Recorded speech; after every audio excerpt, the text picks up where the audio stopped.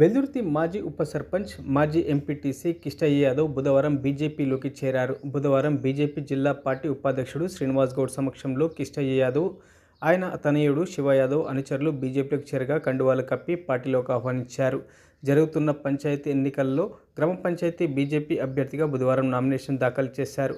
Kishtaiah Yadav చేరికతో BJP గ్రామంలో బలం పెరిగిందని పార్టీ వర్గాలు తెలిపాయి. ఈ కార్యక్రమంలో మండల పార్టీ అధ్యక్షుడు దాసు, నాయకులు వెంకటేశం, శేఖర్ గౌడ్, నవీన్, నర్సింహులు తదితరులు పాల్గొన్నారు.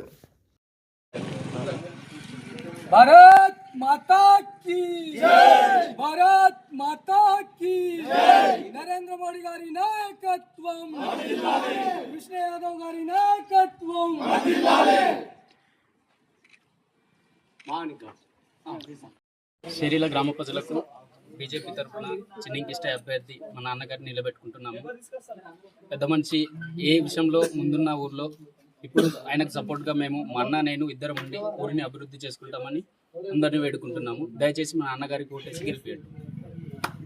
ఈరోజు నరేంద్ర మోడీ గారి చేస్తున్నటువంటి అభివృద్ధి పనులను చూసి షేరీల పంచాయతీకి చెందినటువంటి మాజీ ఎంపీటీసీ, మాజీ ఉప సర్పంచ్, సంఘ సేవకులు సిహెచ్ కృష్ణ యాదవ్ గారు భారతీయ జనతా పార్టీలో చేరడం అభినందనీయం. ఎందుకంటే అక్కడ షేరీల గ్రామంలో అత్యధిక మెజార్టీతో కృష్ణ యాదవ్ గారు గెలుస్తారని నేను ఈ సభాముఖంగా తెలియజేస్తున్నాను. వెల్దుర్తి మండలంలో